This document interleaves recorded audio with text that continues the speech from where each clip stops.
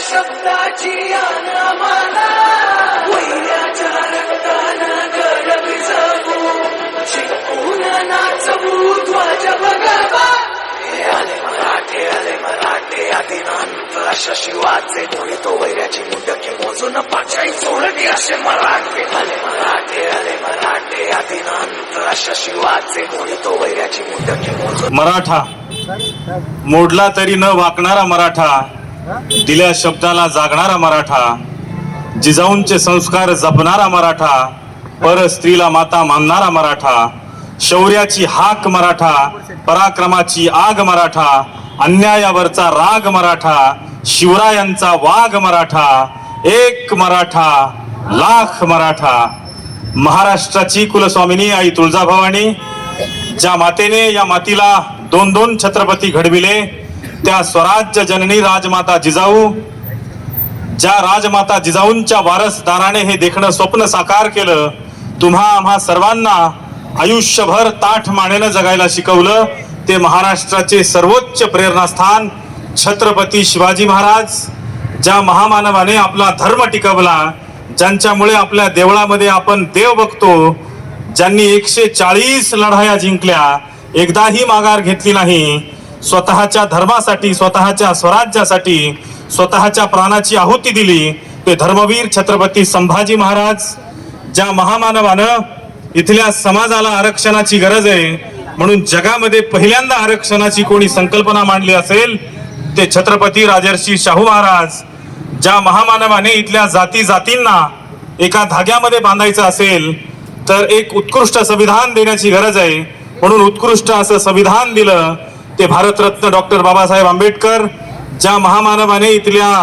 दिनदुबळ्यांना महिलांना स्त्रियांना शिक्षणाच्या प्रवाहामध्ये यावं म्हणून शिक्षणाची दारं उघडली त्या महात्मा ज्योतिबा फुले सावित्रीबाई फुले लोकांची डोकी साफ करणं गरजेचं आहे त्याबरोबरच गावं पण साफ करणं गरजेचं आहे म्हणून ज्यांनी गावोगावी स्वच्छता राबवली गावं साफ करता करता लोकांची डोकी साफ केली गोपाला गोपाला देवकी नंदन गोपाला म्हणून ज्यांनी गजर पुकारला आणि लोकांच्या मध्ये क्रांती निर्माण करण्याचं काम केलं ते संत गाडगे बाबा इथला देश हा खेड्यांमध्ये आहे खेड्यांची संस्कृती टिकली तर देश टिकेल आणि ज्यांनी ग्रामगीतेच्या माध्यमातून दाखवलं ते राष्ट्रसंत तुकडोजी महाराज ज्या महामानवानं इथल्या खितपत पडलेल्या समाजाला एका धाग्यामध्ये बांधण्यासाठी भारतभर भ्रमंती केली ते आपल्या देशाचे राष्ट्रपिता महात्मा गांधी आणि ज्या ज्या महामानवानं इथल्या समाजासाठी कार्य केलं त्या सर्वच महामानवांना विनम्र अभिवादन व्यक्त करतो आणि माझ्या भाषणाला सुरुवात करतो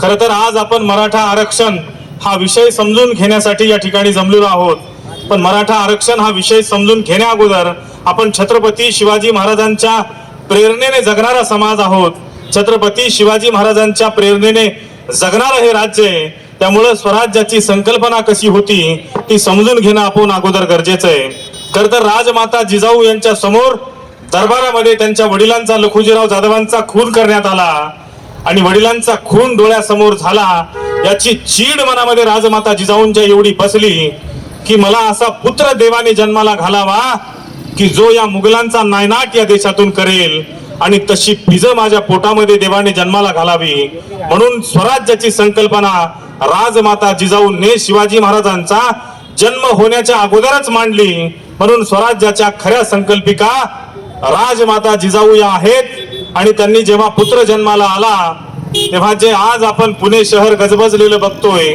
त्या पुण्यामध्ये लोक यायला घाबरायचे लोक शेती कसायला घाबरायचे मुघलांच्या भीतीने इथला माणूस डोंगराच्या कड्या कपाऱ्याच्या पायथ्याशी जाऊन लपला होता राजमाता जिजाऊ आपल्या पुत्राला म्हणजे राजर्षी शहाजी राजांना पुण्याची जहागिरी मिळाल्यामुळे छोट्याशा बाल शिवबाला घेऊन पुण्यामध्ये आल्या इथल्या एक एक नागरिकाला आव्हान केलं की तुम्ही पुण्याकडे या शेती कसली तरच आपण सर्वजण जगू शकू शेतकरी यायला तयार नव्हते कारण शेती पिकायची मुघलांच्या घोड्याच्या टापा यायच्या आणि सर्व पिकांची नासधूस करून त्या ठिकाणी जायच्या म्हणून राजमाता जिजाऊंनी स्वतःच्या हातामध्ये तलवार उचलली आणि शेतकऱ्यांना आवाहन केलं की आपण इथं आलं पाहिजे इथली शेती कसली पाहिजे हळूहळू एक एक शेतकरी त्या ठिकाणी यायला लागला आणि जगामध्ये पहिल्यांदा शेतकऱ्यासाठी कोणी काही केलं असेल तर ते राजमाता जिजाऊंनी पहिली त्या ठिकाणी सहकारी संस्था उघडली,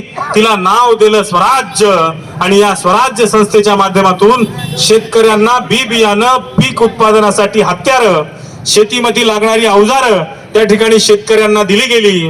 आणि शेतकऱ्यांना आवाहन केलं की आपण आता शेती कसा स्वतः सुरुवातीला शिवरायांना घेऊन सोन्याचा नांगर त्या ठिकाणी पुण्याच्या भूमीमध्ये त्या ठिकाणी फिरवला. शेतकऱ्यांना आवाहन केलं, एक एक शेतकरी हळूहळू यायला लागला. जसे शिवाजी महाराज मोठमोठे होत होते तसे सगळ्यांना कळायला लागलं की कोणीतरी एक राजमाता आहे आणि कोणीतरी बाल शिवाजी नावाचा मुलगा आहे जो शेतकऱ्यांचं इथल्या रक्षण करतो. आणि हळूहळू छत्रपती शिवरायांच्या मनावर स्वराज्याविषयी प्रेरणा निर्माण करण्याचं काम राजमाता जिजाऊंनी चालूच ठेवलं. इथला शेतकरी आला, त्यांनी त्याचं धान्य पिकवलं. परत मोगलांची घोडी यायचे, त्यांच्या घोड्याच्या टापाने पिकांची नासधूस करायचे. एकदा राजमाता जिजाऊंनी शिवाजी महाराजांनी ताकीद दिली, दोनदा दिली आणि शेवटी जो शेतकऱ्याच्या पिकाची नासधूस करेल त्याला ताकीद दिली, जो शेतकऱ्याच्या मिरचीच्या देठाला देखील हात लावेल त्याची गर्दन उडवल्याशिवाय आम्ही राहणार नाही. आणि पहिल्यांदा जगामध्ये शेतकऱ्यांसाठी कोणी उभं राहिलं असेल तर राजमाता जिजाऊ आणि त्यांचा पुत्र शिवबा, बाल शिवबा यांनी शेतकऱ्यांसाठी संरक्षण केलं, शेतकऱ्यांच्या पिकाचं रक्षण केलं. हळूहळू शेतकरी सुधारला आणि हळूहळू स्वराज्याची ही संकल्पना पुढे जात गेली बांधवांनो. आणि कालांतरानंतर एक एक मावळा छत्रपती शिवरायांसाठी स्वतःचा जीव द्यायला तयार व्हायचा. आज तुम्ही बघत असाल एक माणूस कोणाच्या कामासाठी देखील येत नाही, पण छत्रपती शिवरायांसाठी, स्वराज्यासाठी बाजी असेल, तानाजी असेल, येसाजी असेल, असे हजारो मावळे स्वतःचा जीव त्या ठिकाणी द्यायला मागे पुढे बघत नव्हते. ही ताकद होती शिवरायांची, कारण त्यांची स्वराज्य निष्ठा एवढी होती, स्वराज्यावर एवढं प्रेम होतं की प्रत्येकाला वाटायचं की छत्रपती शिवाजी महाराज जच फक्त स्वराज्याला सुराज्य करू शकतात आणि दीनदुबळ्यांच्या जीवनामध्ये चांगले दिवस फक्त छत्रपती शिवाजी महाराजच आणू शकतात. आणि हळूहळू छत्रपती शिवाजी महाराजांच्या बऱ्याच गोष्टी आपण त्या ठिकाणी शिकू शकतो. मग शेतीविषयी त्यांचं धोरण असू द्या, शेतीसाठी छत्रपती शिवरायांनी 16व्या शतकामध्ये पाण्याची योजना राबवली, जी जलयुक्त शिवार योजना आताचं सरकार आपल्याला सांगतं, ही योजना छत्रपती शिवरायांची आहे. धरणं बांधण्याचं काम छत्रपती शिवरायांनी केलं. वेळ प्रसंगी तलवार हातात घेऊन युद्ध जिंकण्याचं काम देखील छत्रपती शिवरायांनी केलं. जगातला सर्वात मोठा आर्किटेक्चर कोण असेल ज्याने राजगड सारखा किल्ला बांधलाय? 2016 मध्ये जगातला सर्वे झाला की जगामध्ये सर्वात सुंदर किल्ला कुठला, तर तुमचा आमचा राजगड किल्ला जगामध्ये सर्वात सुंदर किल्ला म्हणून नमूद झाला. आणि त्याचं बांधकाम हे अभियंत्याने कुठल्या केलं असेल तर त्याचा अभियंता होता छत्रपती शिवाजी महाराज. 16व्या शतकामध्ये त्या किल्ल्यावर टॉयलेट तुम्हाला बघायला मिळतात. ही संकल्पना छत्रपती शिवाजी महाराजांची आहे बांधवांनो. छत्रपती शिवाजी महाराज उत्कृष्ट अभियंता होते. छत्रपती शिवाजी महाराजांनी 16व्या शतकामध्ये ओळखलं होतं की या देशाला जर धोका असेल तर तो जमिनीमधून नाही, हवेमधून नाही, तर तो पाण्यामधून आहे. म्हणून छत्रपती शिवाजी महाराजांनी आरमार पाण्यामध्ये उभं केलं. आणि 2008चा हल्ला मुंबईवरती आणि आपल्या देशावरती जो झाला ते तुम्ही आम्ही सर्वांनी पाहिलं. पाकिस्तान मधून आतंकवादी पाण्यातून जहाजेतून आले आणि आपल्या मुंबईवरती आक्रमण केलं. म्हणून बांधवांनो, याची संकल्पना देखील छत्रपती शिवरायांनी 16व्या शतकात तुम्हा आम्हा सर्वांना दिलेली आहे. म्हणून तुम्ही गुगलवर जरी आज सर्च केलं father of Indian navy, Indian नेव्हीचे फादर कोण आहेत तर Chhatrapati Shivaji Maharaj is the father of Indian navy. म्हणून आरमाराची देखील स्थापना छत्रपती शिवरायांनी केली. गोर गरिबांना धान्य मिळालं पाहिजे म्हणून जी राशन दुकानं आपण बघतो याची संकल्पना देखील छत्रपती शिवाजी महाराजांची. म्हणून ज्या ज्या गोष्टी आपण संविधानामध्ये बघतो त्या सर्वांची संकल्पना छत्रपती शिवरायांनी 16व्या शतकामध्ये शिवरायांच्या स्वराज्यामधून मांडली होती. त्यामुळे डॉक्टर बाबासाहेब आंबेडकर देखील म्हणतात, राज्यघटना लिहिताना माझ्या डोळ्यासमोर छत्रपती शिवाजी महाराजांचं स्वराज्य होतं. म्हणून बांधवांनो, हा मुद्दा आपण सर्वांनी समजून घेतला पाहिजे. आपला देश नंतर स्वातंत्र्य झाला, बऱ्याच अडचणी आपल्या देशासमोर होत्या, ज्या देशामध्ये सुई देखील बनवण्याची ताकद नव्हती. कारण 250 वर्ष या देशाला इंग्रजांनी लुबाडून खाल्लं. एक एक एलिझाबेथ क्वीन यायची, या देशातली संपत्ती स्वतःच्या देशामध्ये घेऊन जायची आणि तुमचा आमचा देश ज्या देशातून सोन्याचा धूर निघत होता असं आपण पूर्वजांकडून ऐकायचो, तो देश कंगाल झाला. आणि 1947 ला जेव्हा स्वातंत्र्य मिळालं तेव्हा हा देश जाती जातीमध्ये, धर्मा धर्मामध्ये, प्रांता प्रांतामध्ये, भाषा भाषांमध्ये विभागला होता. या सर्व देशाला एका धाग्यामध्ये बांधायचा असेल तर या देशाला राज्यघटना असायला पाहिजे. म्हणून राज्यघटनेसाठी कोण माणूस पुढे येऊ शकत असेल तर सर्व लोकसभेने डॉक्टर बाबासाहेब आंबेडकर यांची उत्कृष्ट कायदे तज्ञ म्हणून त्या ठिकाणी निवड केली आणि त्यांनी भाषावार प्रांत रचना केली. त्यानुसार मराठी बोलणाऱ्यांचं राज्य महाराष्ट्र, गुजराती बोलणाऱ्यांचं राज्य गुजरात, कन्नड बोलणाऱ्यांचं राज्य कर्नाटक, अशी भाषावार प्रांत रचना त्या ठिकाणी झाली. जाती जाती विभागल्या गेल्या आणि 1947 पासून बांधवांनो, जे राजर्षी शाहू महाराजांनी त्या काळामध्ये आरक्षणाची संकल्पना मांडली होती त्याला मूर्त स्वरूप आलं 1947 मध्ये. आता इथून पुढे जो आपण मुद्दा ऐकणार आहोत ते सर्वांनी लक्षपूर्वक ऐकावा, कारण आपण आता मराठा आरक्षणाविषयी चर्चा करणार आहोत. बांधवांनो, 1947 मध्ये जेव्हा आपला देश स्वातंत्र्य झाला तेव्हा आपल्या देशामध्ये अनेक जाती त्या ठिकाणी मागास होत्या, अनेक जाती त्या ठिकाणी आदिवासी होत्या. ज्या जातींना मुख्य प्रवाहामध्ये आणायचं असेल, ज्या जातींना सामाजिक मागासलेपण दूर करायचं असेल, ज्या जातींना शैक्षणिक प्रवाहामध्ये आणायचं असेल तर त्यांना कुठला तरी एक कलमी कार्यक्रम राबवला पाहिजे असं सगळ्यांनी ठरवलं आणि आरक्षण नावाची संकल्पना त्या ठिकाणी बांधवांना पुढे आली. त्याच्या अगोदर आपण जाऊया, महाराष्ट्रातला मराठा समाज हा पिढ्यानपिढ्या इथल्या जाती जातींना समोर घेऊन जाणारा समाज आहे. तुम्ही गावागावामध्ये, खेड्या पाड्यांमध्ये तुम्ही बघत असाल, आपला समाज हा सर्व समाजाचा मोठा भाऊ म्हणून त्या ठिकाणी गुन्ह्या गोविंदाने नांदत असतो. 1947 मध्ये आरक्षणाची संकल्पना जी अगोदरच राजर्षी शाहू महाराजांनी मांडली आहे. एक उदाहरण म्हणून तुम्हाला फक्त राजर्षी शाहू महाराजांच्या जीवनातलं सांगतो.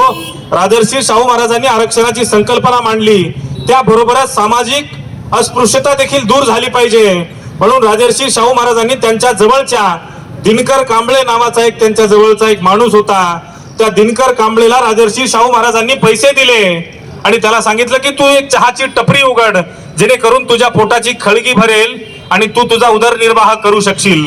दिनकर कांबळे हा दलित समाजाचा, त्या दिनकर कांबळेनं हॉटेल तर उघडलं पण 17व्या शतकामध्ये बांधवांनो खूप मोठी अस्पृश्यता होती. एकमेकांच्या जातीचा स्पर्श देखील लोक करत नव्हती. मी उच्च तू नीच अशी वेगवेगळी जातीय संकल्पना किंवा जातीयता आपल्या देशामध्ये होती. ही दूर झाली पाहिजे म्हणून राजर्षी शाहू महाराजांनी त्या काळात प्रयत्न केलेत आणि त्या दिनकर कांबळ्याच्या हॉटेलमध्ये कोणीही गिराईक घ्यायला तयार नव्हतं, कारण सगळ्यांना वाटायचं या दलिताच्या हाताचा चहा आम्ही का प्यायचा. कोणीही गिराईक आलं नाही. 7-8 दिवस तो दिनकर कांबळे रोज हॉटेल उघडायचा, रोज त्याची चहाची टपरी उघडायचा, गिराईक काही यायचं नाही. एके दिवशी तो निराशेने राजर्षी शाहू महाराजांकडे गेला. महाराज, तुम्ही पैसे तर मला दिले, मदत तर तुम्ही मला केली, पण माझ्या चहाच्या टपरीवर चहाच प्यायला कोणी येत नाही, आता मी काय करू. तर राजर्षी शाहू महाराजांनी ठरवलं की मी स्वतः तुझ्या चहाच्या टपरीवर चहा प्यायला येतो. त्यांचा सगळा राज दरबार घेऊन छत्रपती राजर्षी शाहू महाराज जे छत्रपती आहेत या राज्याचे, ते स्वतः त्या दिनकर कांबळ्याच्या चहाच्या टपरीवर चहा प्यायला गेले. बांधवांनो, त्या चहाच्या टपरीवर आपला राज दरबार घेऊन गेले आणि त्यातून राजर्षी शाहू महाराजांनी या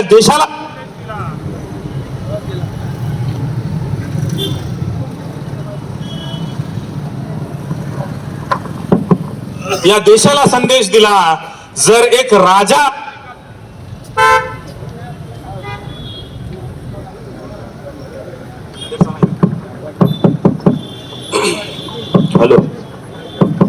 जर एक राजा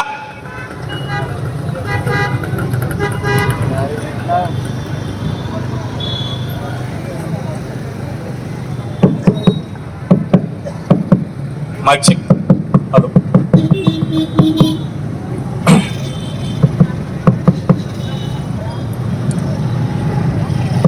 सॉरी. जर एक राजा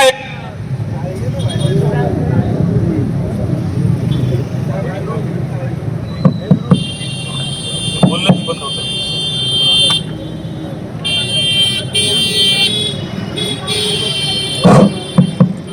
hello hello hello hello hello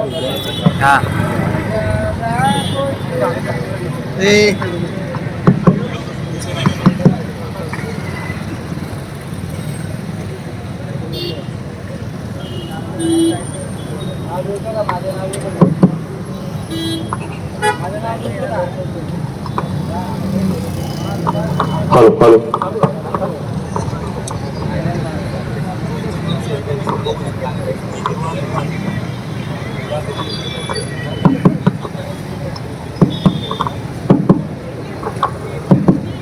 sorry सर्वांना. राजर्षी शाहू महाराज स्वतःचा सर्व राजदरबार घेऊन दिनकर कांबळ्याला स्वतः चहाच्या टपरीवर चहा प्यायला गेले आणि यातून सर्व राज्याला संदेश दिला, जर एवढा मोठा राजा दलिताच्या हातचा चहा पिऊ शकतो तर सामान्य तुमच्या आमच्या सारख्या माणसांना चहा प्यायला काय हरकत आहे. याचा संदेश सर्व मावळ्यांनी राज्यातल्या सर्व जातींनी घेतला आणि तिसऱ्या दिवसापासून त्या दिनकर कांबळ्याच्या चहाच्या टपरीवर त्या ठिकाणी गर्दी व्हायला सुरुवात झाली. बांधवांनो, हे उदाहरण तुम्हाला का सांगतोय, कारण महाराष्ट्रामध्ये काही पिलावळी जाती जातीमध्ये आपल्याला झुंजवण्याचा त्या ठिकाणी प्रयत्न करत आहेत. हे उदाहरण सांगणं महत्वाचं आहे, कारण इथला मराठा समाज हा नेहमीच सर्व मराठा समाजाचा मोठा भाऊ म्हणून त्या ठिकाणी दिवसेंदिवस वागत असतो. आपला बांधव कधीही कुठल्या जातीविषयी ममत्व भाव बाळगत नाही. मराठा समाजाचा कुठलाही माणूस कधीही कुठल्या जातीविषयी कुठल्या धर्माविषयी कधीही ममत्व भाव बाळगत नाही. म्हणून आपण राजर्षी शाहू महाराजांची शिकवण पुढे घेऊन जाणारे मावळे आहोत. म्हणून बांधवांनो, हा विषय समजून घेताना आपण मराठा आरक्षणाचा विषय देखील समजून घेत आहोत. 1947 ला जेव्हा या देशाला स्वातंत्र्य मिळालं तेव्हा तत्कालीन संसदेने ठरवलं की या देशामध्ये दलित समाज हा खूप मोठ्या प्रमाणावर त्या ठिकाणी मागास आहे. म्हणून शेड्यूल कास्ट नावाचा एक प्रवर्ग तयार करण्यात आला. लक्षपूर्वक सर्वांनी ऐका. शेड्यूल कास्ट नावाचा एक प्रवर्ग तयार करण्यात आला आणि या प्रवर्गामध्ये देशामध्ये जवळपास 1100 जाती त्या ठिकाणी शेड्यूल कास्ट या प्रवर्गामध्ये टाकण्यात आल्या, ज्याला अनुसूचित जाती असं म्हणतात. त्यांची जनगणना त्या ठिकाणी आपल्या भारत सरकारने 1947 मध्ये केली. जेव्हा आपलं संविधान अंमलात आलं 26 जानेवारी 1950 रोजी, ज्या दिवशी आपण आपला प्रजासत्ताक दिन किंवा रिपब्लिक डे ज्याला म्हणतो, त्या दिवशीपासून जेव्हा आपलं संविधान अंमलात आलं तेव्हा जातीय जनगणना या अनुसूचित जातींची करण्यात आली. तेव्हा आढळलं की या देशामध्ये 13% समाज हा अनुसूचित जाती म्हणजे मोडणारा समाज आहे आणि या समाजाला पूर्णच्या पूर्ण म्हणजे 100% आरक्षण देणं गरजेचं आहे. तेव्हाच हा समाज बाकीच्या समाजाच्या बरोबरीला येऊ शकतो. या समाजाला आपण राजकीय आरक्षण दिलं तर जे निवडून गेलेले उमेदवार आहेत ते या जातींसाठी त्या ठिकाणी लोकसभेमध्ये राज्यसभेमध्ये काम करू शकतील. म्हणून 13च्या 13% अनुसूचित जातींना त्या ठिकाणी 1950 मध्ये आरक्षण देण्यात आलं. त्या बरोबरीनंच बांधवांनो, आपल्या देशामध्ये 534 आदिवासी जाती देखील आढळल्या. मावळ तालुक्यामध्ये कातकरी किंवा आदिवासी, कोळी, महादेव कोळी या ज्या जाती आहेत ज्याला शेड्यूल ट्रायबल असे म्हणतात, हा प्रवर्ग तयार करण्यात आला. तो देखील प्रवर्ग सुधारायचा असेल तर त्यांना देखील 100% आरक्षण देण्याची गरज आहे.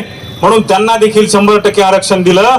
त्यांची जातीनिहाय जनगणना केली आणि हा प्रवर्ग देशामध्ये 7% निघाला.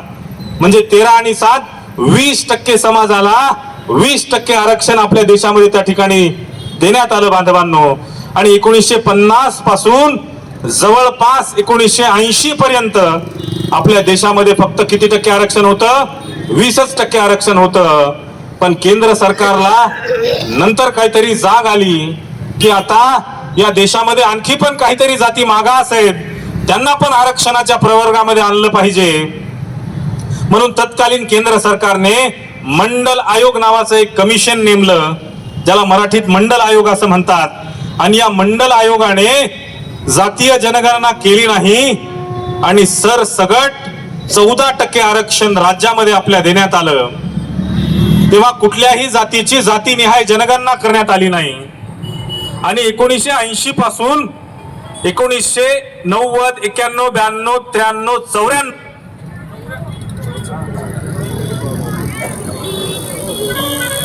हॅलो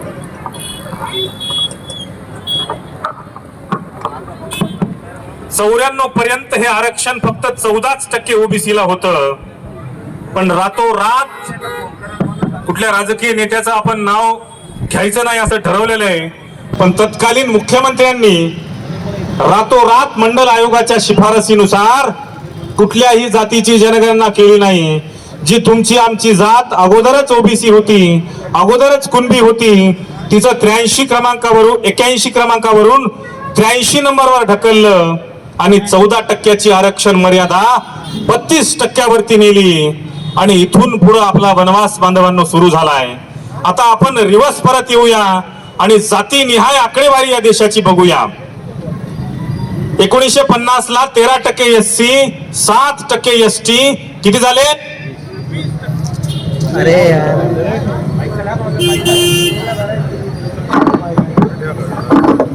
20% समाजाला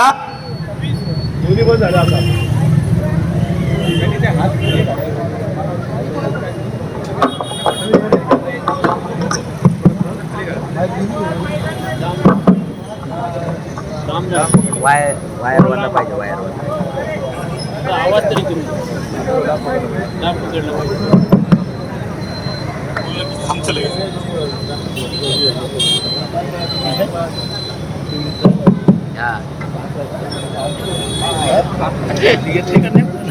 मी दिलीपला फोन केला, मला फोन केला.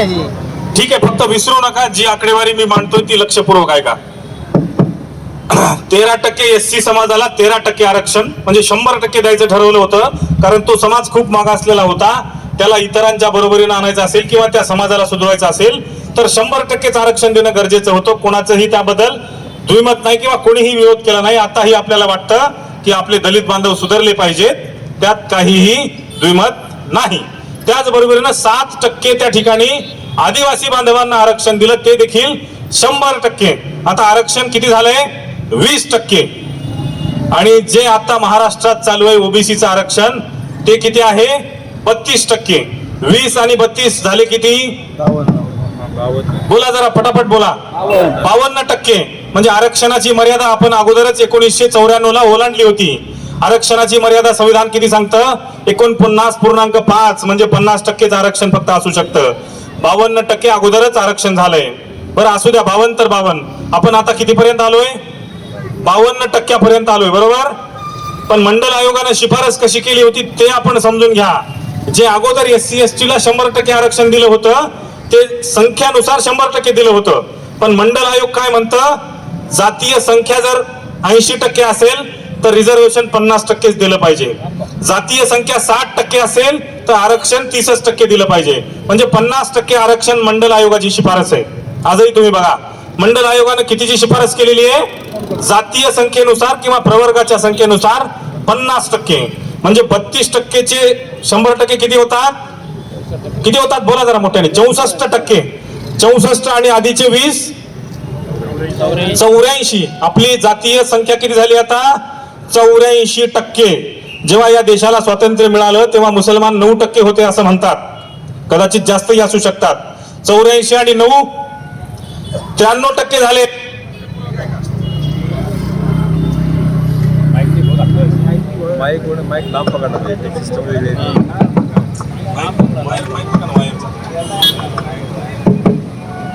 डिस्टर्ब झालं ना थोडं, लोकांना पण डिस्टर्ब होत.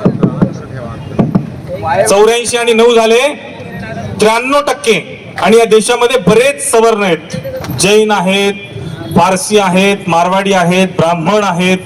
हे सगळे जण आपण 7% धरूया, जास्त धरूच नका, त्याच्यापेक्षा जास्त आहेत. 93 आणि 7 किती झाले? 100. तुम्ही सर्वांनी मला हात वर करून सांगा, मी मराठा समाजाचं यात नाव घेतलं का? अजिबात घेतलं नाही. मग आपली आकडेवारी जेव्हा गायकवाड आयोगानं या ठिकाणी आपल्या जातीची आकडेवारी नोंदली तेव्हा महाराष्ट्रामध्ये 32% समाज राहतो असं गायकवाड कमिशननं सांगितलंय. म्हणजे 100 आणि 32 किती होतात? 132% कधी होत असतात का? आपण सगळेजण शिकलेले आहेत सांगा.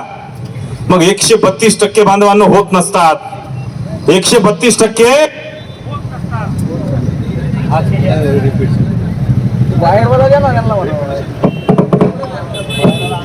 मग कुठंतरी गोलमाल झालेलं आहे हे आपण समजून घेतलं पाहिजे. आणि या गोलमालवरच सगळा आपला खेळ चालू आहे आणि दिवसेंदिवस तुमच्या आमच्या मराठा समाजाला आपल्या आरक्षणाचा दुसराच कोणीतरी फायदा घेते बांधवांनो. आणि ते आपल्या हक्काचं आरक्षण जे आपल्या ताटात भाकरी असायला पाहिजे होती ती भाकरी दुसरंच कोणीतरी खातंय आणि आपला समाज दिवसेंदिवस उपाशीपोटी झोपतोय. म्हणून आता मात्र झोपायचं नाही. आता मात्र आपल्याला जाग आली, खडबडून उठलं पाहिजे. जी आपली भाकर आहे ती आपल्याच ताटात असली पाहिजे आणि ती भाकर नेमकी कोणी चोरली आहे याचा शोध मात्र तुम्ही आम्ही घेतला पाहिजे. म्हणून या ठिकाणी आपली लढाई आहे बांधवांनो आणि तिचा शोध घेण्यासाठी आपण या ठिकाणी जमलेलो आहोत. आता आपण परत रिवर्स जाऊया आणि आकडेवारी परत समजून घेऊया.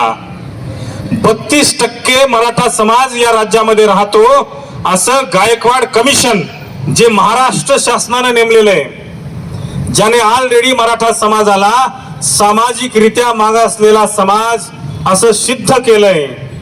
सामाजिकरित्या मागासलेला समाज म्हणजे त्याला आरक्षण देण्याची गरज आहे, बरोबर. आणि आपल्याला त्या ठिकाणी कित्येक वेळा फसवलं गेलं ते आपण पुढे समजून घेऊया. अगोदर आपण आकडेवारी समजून घेऊया. जेव्हा 1994 ला रातोरात जाती घुसवल्या तेव्हा कुठल्याही जातीची बांधवांनो जातीनिहाय जनगणना केली नाही. तुम्ही गावागावामध्ये 375 जाती ओबीसी मध्ये आहेत, मान्य आहे, आम्हाला मान्य आहे 375 जाती आहेत. पण तुमच्यापैकी कोणीही उठावं आणि मला सांगावं महाराष्ट्रामध्ये कुठलं असं एखादं गाव आहे ज्या गावामध्ये पूर्णच्या पूर्ण न्हावीच राहतात. महाराष्ट्रामध्ये कुठलं असं गाव आहे ज्या गावामध्ये पूर्णच्या पूर्ण धनगरच राहतात. महाराष्ट्रामध्ये असं कुठलं गाव आहे ज्या ठिकाणी पूर्ण ओबीसीच राहतात. पण मी छाती ठोकपणे तुम्हाला सांगतो महाराष्ट्रामध्ये हजारो गावं तुम्हाला मी दाखवू शकतो ज्या ठिकाणी सर्व बहुसंख्य मराठी राहतात. 375 जाती असतीलही पण टक्केवारी मात्र तुमची 64 नाहीये. टक्केवारीमध्ये मात्र कुठेतरी गोलमाल आहे. महाराष्ट्राचा सामाजिक न्याय विभाग म्हणतो महाराष्ट्रामध्ये ओबीसी फक्त 32% आहेत. तुम्हीच बघा सुताराचं एखादं गाव आहे का कुठं, किंवा न्हाव्याचंच गाव आहे अख्खं असं आहे का कुठं? अजिबात नाही. पण मराठवाड्यात चला, माझा यांनी उल्लेख करताना बीड माझं गाव सांगितलं, पण मी बीडचा नाही, माझं मूळ गाव परभणी आहे. मी नोकरीला खरं तर बीडला होतो आणि तिकडच्या भागामध्ये नांदेड, परभणी, हिंगोली, बीड, उस्मानाबाद, लातूर, अहमदनगर, ज्याला नगर म्हणा, सोलापूर या जिल्ह्यांमध्ये 72%च्या वर मराठी आहेत. गावोगावी नावच मराठवाडा आहे बघा. मग जाती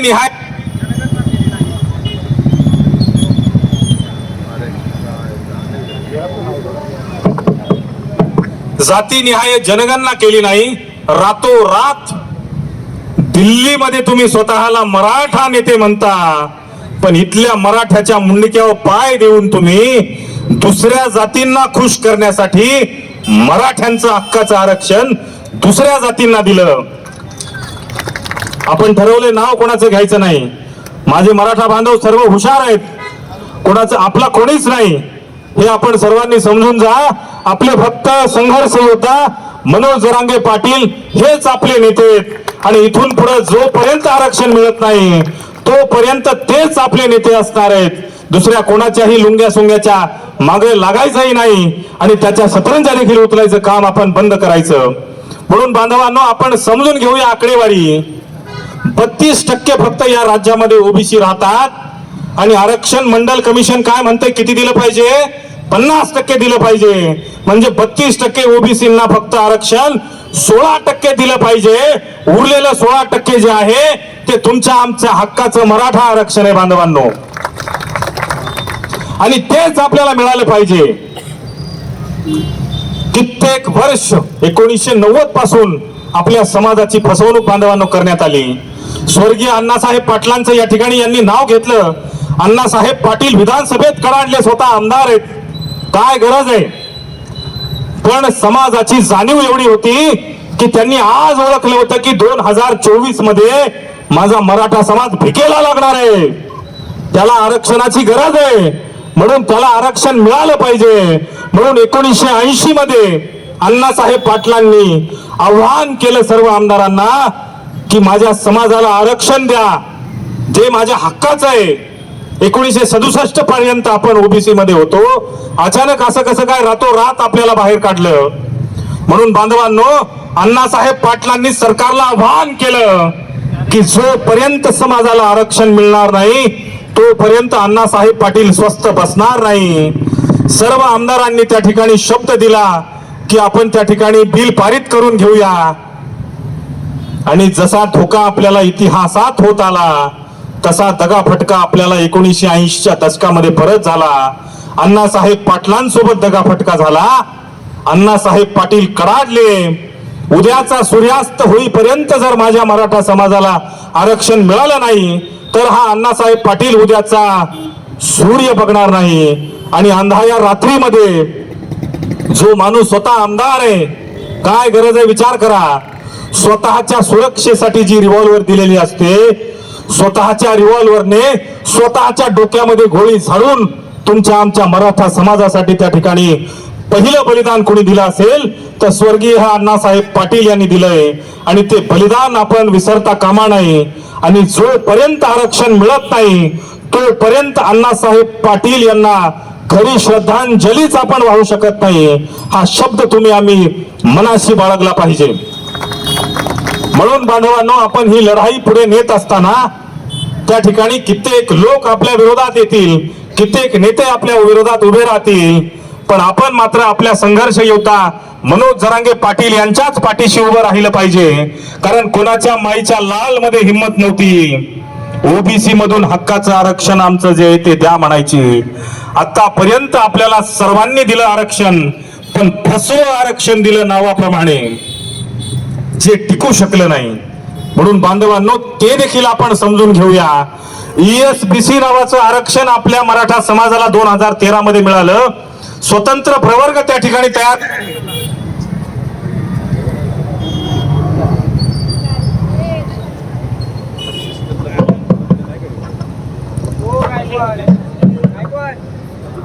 माईक का बंद पडतो? ओके, स्टँडची काय गरज नाही. ठीक.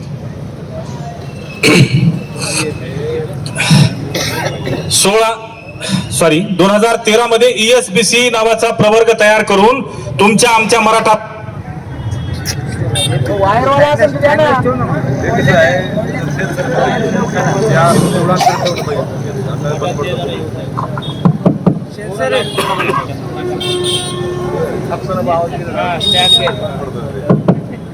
बोलू का?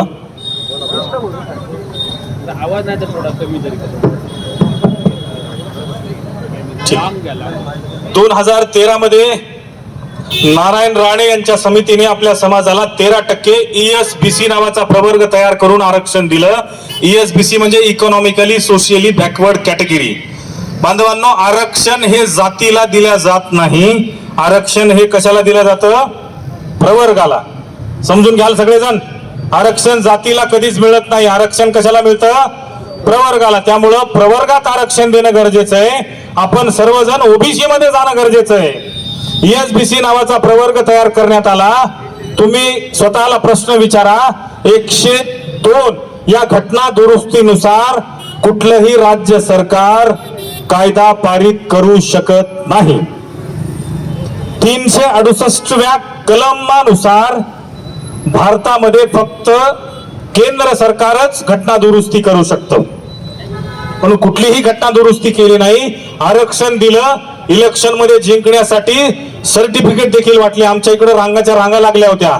त्यानंतर MPSC ची एक परीक्षा देखील झाली. मी का सांगतोय लक्षपूर्वक ऐका. MPSC ची एक परीक्षा देखील झाली. ESBC मधून आपली मुलं बरीच पास झाली. तशीच ऋतुजा नावाची एक मराठवाड्यातली मुलगी पुण्यामध्ये शिकायला होती. MPSC मध्ये पास झाली. 3 वर्ष बिचारीने अभ्यास केला होता. आपल्या मुलांचं नेहमी असंच होतं, अभ्यास आपण करतो पण 1 गुणाने जातं, पॉइंट न जातं. आणि तेव्हा वाटतं अरे आरक्षण असायला हवं होतं. माझा मुलगा माझी मुलगी कलेक्टर झाली असती. आणि ऋतुजा 3 वर्ष अभ्यास करत होती. ESBCचं सर्टिफिकेट तिनं काढलं, फॉर्म भरला. ESBC मध्ये तिची नियुक्ती झाली. घरच्यांनी तिचं लग्न ठरवलं. धूमधाम मध्ये लग्न करायचं. आता पोरगी MPSC पास झाली आहे आणि झालं उलट बांधवांनो. जे फसवं आरक्षण होतं, जे 50% मर्यादा ओलांडत होतं, ते आरक्षणच खारिज झालं आणि एका झटक्यासारशी ऋतुजाची स्वप्न भंगली आणि त्या ऋतुजाने गळफास घेतला बांधवांनो. जेव्हा तिचा बाप तिला भेटायला आला, कुठल्याही बापासाठी स्वतःची मुलगी म्हणजे सर्वस्व असतं. एक कविता सांगतो. दिस आड दिस गेले, थोडे सुके थोडे ओले, मुक्या काळजाची आ.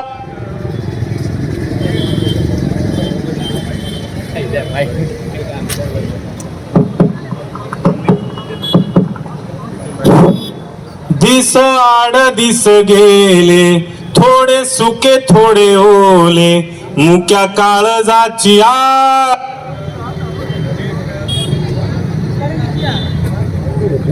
अरे वायरवाला माईक दे ना एकदा.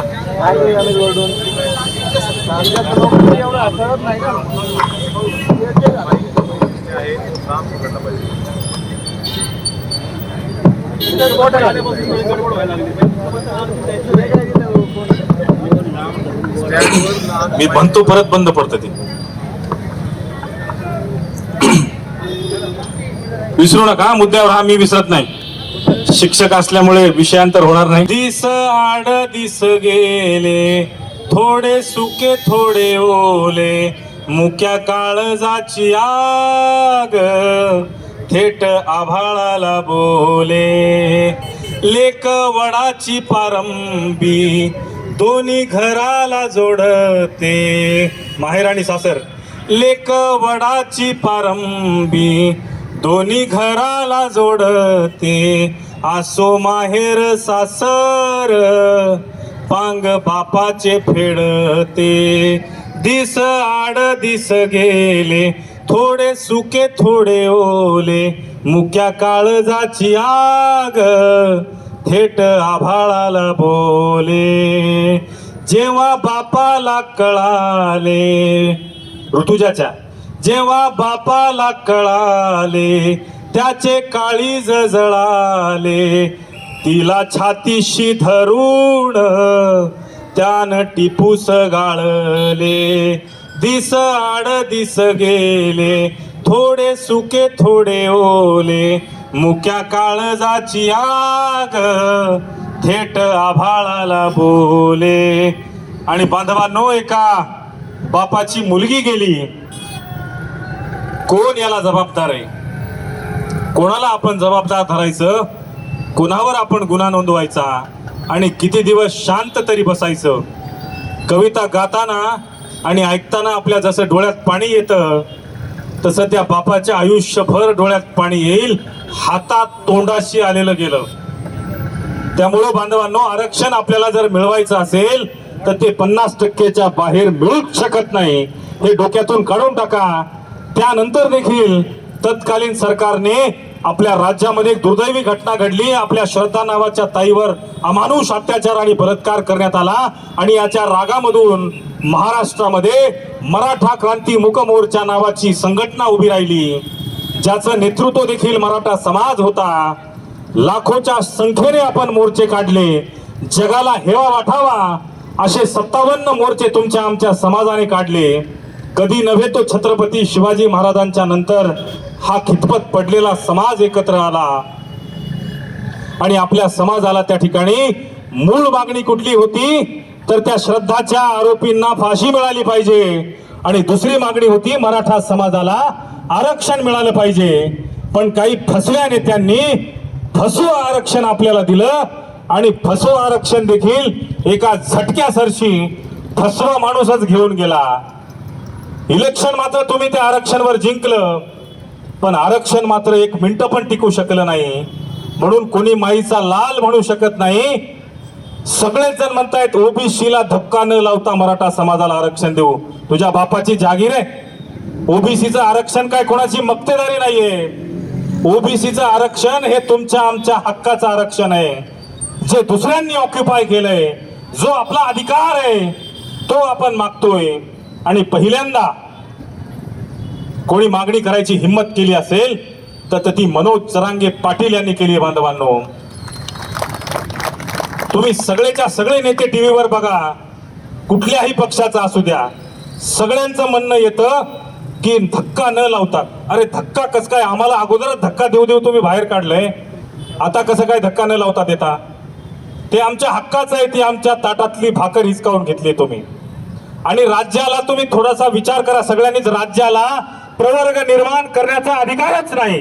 राज्य प्रवर्ग निर्माण करूच शकत नाही, कारण मागणी काही फक्त महाराष्ट्रामध्येच नाही, गुजरातमध्ये पटेल नावाचे लोक आरक्षण मागतायत. हार्दिक पटेल नावाचा एक माणूस होता बघा, आता गेला इकडे तिकडे कुठेतरी, ईडी सीडी माग लावली, पळून गेला. राजस्थानमध्ये गुज्जर नावाचे लोक आरक्षण मागतात. ऐकून घ्या. तामिळनाडूमध्ये कोचिंगुडम काहीतरी नावाची जात आहे, ते लोक आरक्षण मागतायत. कर्नाटकामध्ये लिंगायत नावाची लोक आरक्षण मागतायत, जाट आरक्षण मागतायत. मग हे राज्याच्या हातात कसं काय होऊ शकतं? राज्याच्या हातात काहीच नाहीये. राज्याच्या हातात फक्त एकच आहे, तुम्ही सरसकट मराठा समाजाला कुणबी प्रमाणपत्र देऊन टाका. आम्ही आपोआप 32% मध्ये जाऊ आणि 16% आमचा समाज आरक्षण घेऊ शकेल. जिसकी जितनी हिस्सेदारी उसकी उतनी भागीदारी. जर मराठा समाजाच्या 32 जागा असतील तर लागू द्या आमचे पूर्ण नोकऱ्यांना. तुम्ही नोकरीचा टक्का एकदा बघा. सुरुवातीला सांगितलंय आपली लढाई कुठल्या जाती धर्माच्या विरोधात नाही, पण हे बघितलं पाहिजे, कारण आपली मुलंच तिथं गेली नाही तर पॉलिसीमध्येच आपला समाज राहणार नाही. राज्याचं देशाचं धोरण ठरवणारी लोक कोण असतात? IAS IPS आणि वरिष्ठ अधिकारी सर्वच. कुठला कलेक्टर तुम्हाला मराठा दिसतो का? राज्यामध्ये बोटाव मोजण्या एवढे असतील. सगळे आमचा कोणालाच विरोध नाही, आणखी परत सांगतोय आम्ही, पण आमच्या पोरांना देखील पॉलिसी मेकर होऊ द्या. किती दिवस आमच्या पोरांनी सतरंजा उचलायच्या आहे ना? त्यामुळे आमच्या हक्काचं आरक्षण आम्हाला मिळालं पाहिजे. जे 16% आरक्षण दिवसेंदिवस तुम्ही लुबाडत खात आलात, आता मात्र आमची जागा खाली करा. आमचा समाज खडबडून जागा झालाय आणि तो समाज मात्र आता स्वस्थ बसणार नाही. आरक्षण जोपर्यंत आम्हाला मिळणार नाही तोपर्यंत आम्ही शांत बसणार नाही. इतर जातीच्या लोकांना देखील आम्ही पटवून सांगू की जसं तुम्ही वर गेला आहात तसं आमचा मराठा समाज देखील वर गेला पाहिजे. आमची लेकरं बाळं देखील शिकली पाहिजे, मोठी झाली पाहिजे, नोकरी त्यांना मिळाली पाहिजे. बांधवांनो, प्रत्येक आई बापाला वाटतं माझा मुलगा माझी मुलगी काहीतरी मोठं झाली पाहिजे, असतं की नाही आपलं स्वप्न. पण 10वी पर्यंत आपण त्याला चांगल्या दर्जेदार इंग्लिश मीडियम मध्ये किंवा चांगल्या शाळेमध्ये टाकतो. 11वी 12वी आपला मुलगा मुलगी पास करते. ग्रॅज्युएशन किंवा पोस्ट ग्रॅज्युएशनची इंजिनिअरिंगला आणि मेडिकलला लावायची जेव्हा वेळ येते तेव्हा कॉलेजचं प्रशासन सांगतं फीज आहे 35 लाख रुपये. खाट दिशे आपला सर्व आत्मविश्वास खाली जातो आणि नाईलाज असतं आपल्या मुलाला आपल्या मुलीला आपण फार तर BA ला ऍडमिशन घेतो, नाहीतर BCom ला ऍडमिशन घेतो आणि मुलीचं तर लग्नच लावून टाकतो. म्हणून बांधवांनो, हे किती दिवस चालणार आहे? नोकऱ्यामध्ये आपला समाज कधीतरी जाणार आहे की नाही जाणार? नोकरी पुढची गोष्ट, तुम्ही आम्हाला शिक्षणापासून देखील वंचित ठेवत आहात. जो आमचा समाज शेतीवर अवलंबून आहे, निसर्ग पिकू देईना आणि तुम्ही आम्हाला शिकू देईना. आम्ही जगावं तरी कसं? सरकार एकदा 20 तरी सगळ्या समाजाला देऊन टाका आणि 32% लोकच मारून टाका, म्हणजे तुमच्या डोक्याचं टेन्शन एकदाच निघून जाईल. म्हणून बांधवांनो, आपलं 32% समाजाचं 16% आरक्षण हे आपल्याला मिळणारच आहे. आपली लढाई आता मूर्त स्वरूपाला येत आहे. सुवर्ण दिवस आपल्या पोरांच्या आयुष्यामध्ये येत आहेत आणि या लढाईचं सर्वात मोठं यश काय असेल तर तुमच्या आमच्या मराठा समाजाच्या 54.5 लाख कुणबी नोंदी महाराष्ट्रामध्ये सापडल्यात. हे तुम्हाला कोणी जर विचारलं आंदोलन केलं मिळविलं काय, तर सगळ्यांना सांगा 54.5 लाख माझे बांधव ओबीसी मध्ये गेलेत आणि उरलेले देखील छातीत ठोकपणे जाऊ. कसे जाऊ आता आपण समजून घेऊया. मनोज जरांगे पाटील यांच्या मागण्या आपण समजून घेऊया.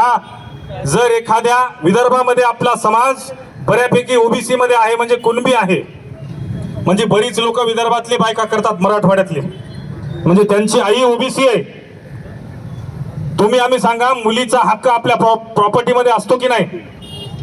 मग प्रॉपर्टीमध्ये हक्क आहे तर माईची जात द्यायला काय हरकत आहे? मग ज्या ज्या मुलांच्या आईची जात कुणबी आहे तिच्या मुलांना देखील कुणबी सर्टिफिकेट मिळालं पाहिजे, ही मनोज जरांगे पाटील यांची मागणी आहे. त्यानंतर महाराष्ट्रामध्ये शिंदे समिती जी नेमलेली आहे, जी शिंदे समिती दिवसेंदिवस काम करते कुणबी दाखले शोधायचं. अगोदर तुम्ही गावागावामध्ये बघत असेल कोणीतरी एखादा नेता गावातला मोठा श्रीमंत कुणबी दाखला काढून घेऊन यायचा. तो कसा यायचा बरं ते हेच आहे. इतके दिवस दुर्लक्ष केलंय आपण. या माणसानं आपल्याला खडाडून जाग केलंय, त्यामुळे या माणसाचे आपण उपकार विसरता कामा नये. म्हणून बांधवांनो, कुणबीच्या नोंदी शिंदे समितीनं 24 डिसेंबर म्हणजे आज थांबवता कामा नये, त्या अविरत चालू ठेवल्या पाहिजे. जोपर्यंत 5.5 कोटी मराठा लोकांच्या कुणबी नोंदी मिळत नाहीत तोपर्यंत शिंदे समितीनं काम केलं पाहिजे. एखाद्याची नोंद मिळाली असेल तर त्याच्या सगळ्या रक्ताच्या नातेवाईकांना देखील कुणबी प्रमाणपत्र देण्यात आलं पाहिजे. शाळेच्या दाखल्यामध्ये कुणबी आढळलं नाही तर राजस्थानामधले भाट लोक पूर्वी असायचे आपल्याकडे, भविष्य वगैरे सांगायचे, अमकं टमकं तुझं गोत्र आहे ते, तर त्या लोकांकडे देखील पुरावेत, तर त्यांच्या नोंदी देखील ग्राह्य धराव्या. ही पुढची मनोज जरांगे पाटील यांची मागणी आहे. बांधवांनो, सारथी नावाची संस्था आहे जी महाराष्ट्र सरकारची आहे, जिच्या माध्यमातून आपल्या समाजाच्या पोरांसाठी त्या ठिकाणी काम करण्यात येतं. त्या सारथी संस्थेच्या माध्यमातून 14,000 पोरं आपली नोकरीच्या प्रतीक्षेत आहेत.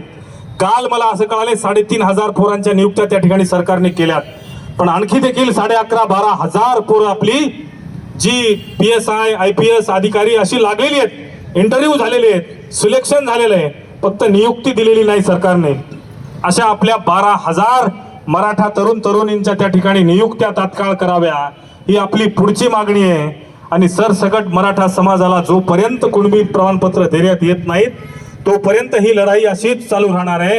अविरतपणे हिला पुढे नेण्याचं काम मनोज जरांगे पाटील त्या ठिकाणी करतायत. आतापर्यंत आपण मनोज जरांगे पाटील यांच्या विषयी ऐकलं बांधवांनो, पण आपल्याला मनोज जरांगे पाटील कळाले ऑगस्ट महिन्यामध्ये, जेव्हा आंतरवाली सराटी या गावामध्ये मोठा लाठीचार्ज झाला. पण मनोज जरांगे पाटील यांचा प्रवास सुरू होतो त्यांच्या मूळ गावातून, मोताळी, ज्या गावामध्ये आम्ही सर्व टीम त्या ठिकाणी 17 तारखेच्या सभेला गेलो होतो. तेव्हा मनोज जरांगे पाटील यांनी त्यांच्या स्वतःच्या आयुष्याची 19 वर्ष खर्च केली आहेत. आंदोलनं उपोषणं करून करून स्वतःची किडनी खराब करून घेतली आहे. स्वतःचं 3 एकर जमिनीपैकी 1.5 एकर जमीन आंदोलन उभं करण्यासाठी विकून टाकली आहे. एकीकडे दुसऱ्यांच्या जमिनी लुबाडणारी लोक आणि एकीकडे स्वतःची जमीन विकून माझ्या मायबाप समाजाला आरक्षण मिळावं म्हणून स्वतःच्या जीवनासाठी स्वतःच्या प्राणाची आहुती देखील द्यायला तयार असणारा माणूस. म्हणून माणूस कोण असावा याची लढाई आपण समजून घेतली पाहिजे. जेव्हा कोपर्डीच्या ताईवर बलात्कार झाला होता, ज्या वकिलाने आपल्या समाजाच्या आरक्षणाच्या विरोधामध्ये पिटिशन दाखल केलं होतं, त्याच हरामखोर वकिलाने त्या कोपर्डीच्या त्या आरोपींची देखील वकिली घेतली होती. याचा राग मनोज जरांगे पाटील यांची संघटना आहे शिवबा नावाची. त्या शिवबा नावाच्या संघटनेच्या तरुणांना राग आला आणि नगर जिल्ह्याच्या कोर्टाच्या प्रांगणामध्ये त्या मारेकऱ्याला त्या ठिकाणी मारहाण आपल्या तरुणांनी केली. मारहाण करणं साहजिक आहे, रागाच्या भरामध्ये होऊ शकतं. आपण कायद्याची बाजू मोडत नाही. म्हणून त्यांना 3 वर्ष शिक्षा झाली मनोज जरांगे पाटील यांच्या संघटनेच्या त्या पोरांना. मी तुम्हाला का सांगतोय लक्षपूर्वक ऐका. शिवबा संघटनेच्या या पोरांना 3 वर्ष शिक्षा झाली आंतरवाली सराटीच्या. मनोज जरांगे पाटलांनी शब्द दिला, जोपर्यंत माझी ही तरुण पोरं गावामध्ये येत नाहीत तोपर्यंत मनोज जरांगे पाटील गावची वेश देखील शिवणार नाही. आणि गावची वेश शिवली नाही. आणि ज्या दिवशी कोर्टाने त्यांना सोडून दिलं त्या दिवशी गावामध्ये विजय यात्रा निघाली त्या तरुणांसोबत. तेव्हा मनोज जरांगे पाटलांनी गावची वेश शिवली. सांगतोय का की हा माणूस शब्दाचा खूप पक्का आहे. कालचं भाषण सगळ्यांनी बघितलं असेल. सरकारची समस्या झालेली आहे की सगळ्यांना तुम्ही आतापर्यंत मॅनेज केलं. मराठा क्रांती मूक मोर्चा तुम्ही आमचा घालून टाकला. मराठा क्रांती ठोक मोर्चा तुम्ही आमचा मोडून काढला. आमच्या संघटना तुम्ही मोडकळीस काढल्या. रातोरात तुमच्या सोबत बैठका करून महामंडळ देऊन आमची लोक तुम्ही मॅनेज केली. फसवून आरक्षण देखून इलेक्शन जिंकले. पण आता हा माणूस असा मिळालाय खमक्या. यांचा प्रॉब्लेम असा झालाय हा माणूस कोणाच्या बापाला मॅनेजच होत नाही. जे आहे ते सगळ्यांच्या समोर उजळ माथ्याने माईकच्या समोर, कोणाच्या बापात हिंमत नाही, मंत्र्याचा फोन आला तरी माईकवर टाकतो माणूस. त्यामुळं यांच्या पाठीशी आपण उभं राहिलं पाहिजे बांधवांनो. आता जर तुम्ही यांच्या पाठीशी उभं राहिला नाहीत तर येणारी पिढी तुम्हाला माफ करणार नाही आणि असेच तुम्ही खितपत पडत राहाल. जेव्हा तुमची लहान बाळं मोठी होतील, त्यांना नोकऱ्या लागतील, तेव्हा ते तुम्हाला विचारतील, बाबा आई जेव्हा आपल्याला आरक्षण दिलं गेलं तेव्हा तू काहीतरी केलंस की नाही. तेव्हा छाती ठोकपणे तुम्हाला सांगता आलं पाहिजे की 20 जानेवारीला मी मुंबईला गेलो होतो. 20 जानेवारी ही मराठ्यांची वारी आहे. त्यामुळं 20 जानेवारीला मनोज जरांगे पाटील यांचे हात बळकट करण्यासाठी सकल मराठा समाज मावळ म्हणून आपण सर्वांनी त्या ठिकाणी जमा झालं पाहिजे. 144 लावू द्या ना, 147 लावू द्या. आता माघार घ्यायची नाही.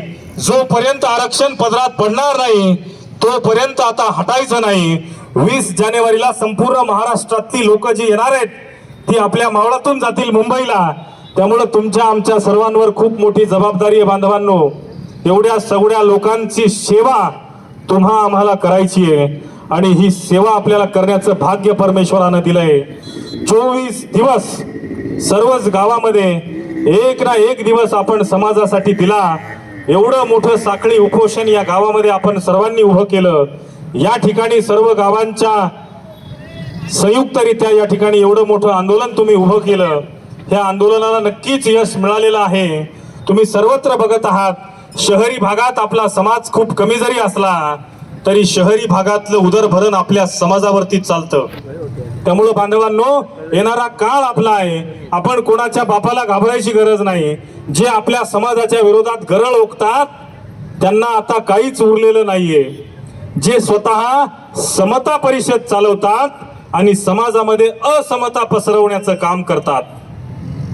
आपला समाज कित्येक दिवस सोबत घेऊन चालणारा समाज आहे. नेहमी गावागावामध्ये जिथे जाईल तिथं मी उदाहरण दिलेलं आहे की कित्येक दिवस काही काळ्या मुंग्या आणि काही लाल मुंग्या एका बाटलीमध्ये बंद असतात, प्लास्टिकच्या गुन्ह्या गोविंदाने नांदत असतात. एक दिवस कोणीतरी येतं आणि तो बाटलीचा तो जो डब्बा असतो तो असा असा हलवतं.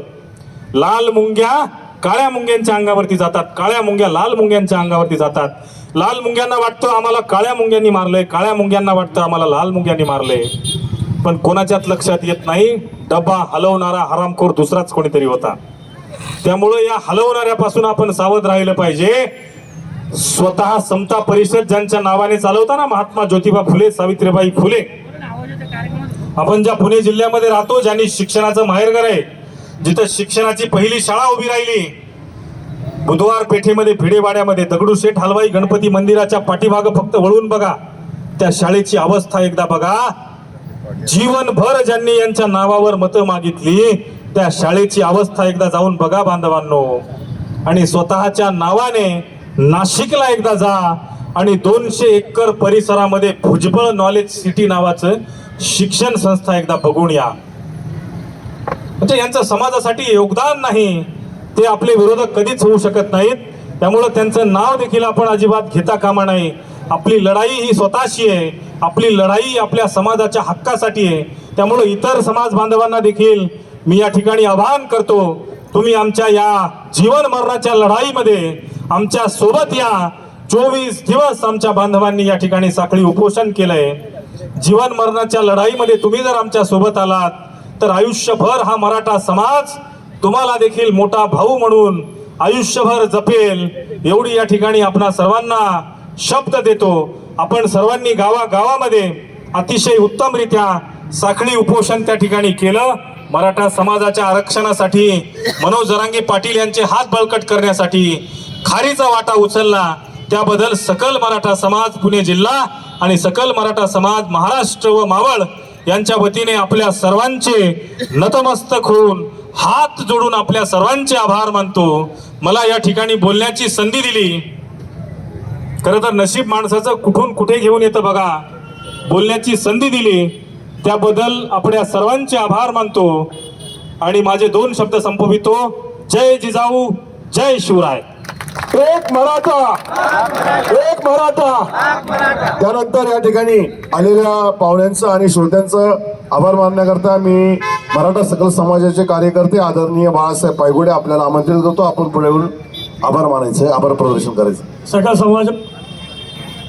मराठा समाज लोणावळ्याच्या वतीने सर्व विभागामध्ये प्रत्येक ठिकाणी क्रांतियोद्धा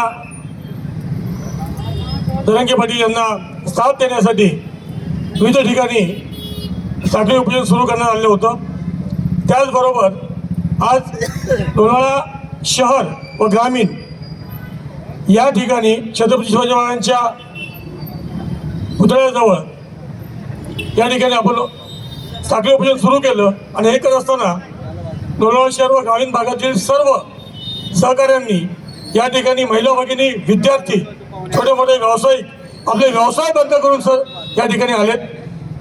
कारण ही सगळी जी कळकळ आहे ही त्यांनी जी भोगलेलं आहे, त्यांचं जाणवलेलं आहे, या सर्व गोष्टी मनात ठेवून केवळ आणि केवळ समाजाकरता या सर्व समाज बांधवांनी या ठिकाणी जे सहकार्य केलं, या उपोषणाला भाग घेऊन हे उपोषण चालू ठेवलं, याबद्दल सकल समाज लोणावळ्याच्या वतीने मी आपले विनम्र आभार मानतो. त्याचबरोबर आजच्या या कार्यक्रमाचे सांगता समाज करण्यासाठी चेतनजी देशमुख सर अत्यंत अल्पावधीमध्ये आपण कोणत्याही प्रकारची अपेक्षा न ठेवता आपल्या व्यग्र कामातून या ठिकाणी आले, आपल्या सर्वांना मार्गदर्शन केलं, त्यांचे देखील मी विनम्र आभार मानतो. त्याचबरोबर गेले 15 दिवस या ठिकाणी उपोषण चालू असताना आपलं सहकार्य करणारे पोलीस डिपार्टमेंट, लोणावळा नगरपालिका, ही मांडव व्यवस्था ज्यांनी आम्हाला आत्तापर्यंत करून दिली, ते मधुकर भाऊ, महाराजांचा पुतळा आणि काही झोपडीच्या वस्तू आपल्या बिल्डिंगमध्ये ठेवण्यास परवानगी दिली, ते जरेकर भाऊ. त्याचप्रमाणे हा कार्यक्रम गेले 15 दिवस नियमितपणे नित्य नियमाने व्यवस्थित चालावा, यासाठी ज्या भागातील कार्यकर्त्यांनी या उपोषणामध्ये महिला भगिनींनी, विद्यार्थ्यांनी, व्यावसायिकांनी जो भाग घेतला त्या सर्वांनी, त्याचबरोबर ही मंडळ व्यवस्था ज्या ठिकाणी उपोषण चालू आहे त्या ठिकाणी जी नित्य नियमांनी या कार्यक्रमाची जी सेवा केली, ते माझे सर्व सहकारी, या सर्वांचे सकल मराठा समाजाच्या वतीने विनम्रपणे आभार मानतो. त्याचप्रमाणे ज्ञात अज्ञात सामाजिक संस्था आहेत, काही व्यक्ती आहेत की ज्यांनी हे उपोषण पूर्ण करण्यासाठी आम्हाला मदत केली, त्यांचे देखील विनम्र आभार मानतो. याच्या उपरही विविध समाजातल्या ज्या घटकांनी या ठिकाणी येऊन आम्हाला पाठिंबा व्यक्त केला, पण त्याच्यामध्ये मला नावं घेण्यापेक्षा सकल लोणावळ्यातल्या जेवढे ताजे समाजाची लोक आहेत त्या सर्वांनी या ठिकाणी आलेत. आणि आजच्या त्यातला कळस म्हणजे बाबा आढाव या ठिकाणी आज सकाळी आले होते, त्यांनी देखील आपल्याला सर्वांना आशीर्वाद दिलेले आहेत. त्यामुळं या सर्व व्यक्तींचे मी लोणावळा शहरातील सकल समाज महाराजांच्या वतीने विनम्र आभार मानतो. भविष्यामध्ये येणाऱ्या या सर्व गोष्टीमध्ये याचप्रमाणे आपण खांद्याला खांदा लावून एकमेकाला साथ देऊया. आणि सर्वांचे समोरच्या असलेल्या सर्व संघटना आपण तोंड देऊया आणि सामाजिक काम करूया, समाजाचं काम करूया. पुन्हा आपल्या सर्वांच्या उपस्थितीबद्दल, सर्व सहकार्याबद्दल सकल मराठा समाज लोणावळ्याच्या वतीने मी आपले विनम्र आभार मानतो आणि थांबतो. धन्यवाद. जय हिंद, जय महाराष्ट्र. एक सूचना आहे, सर्वांनी लक्ष द्यायचंय.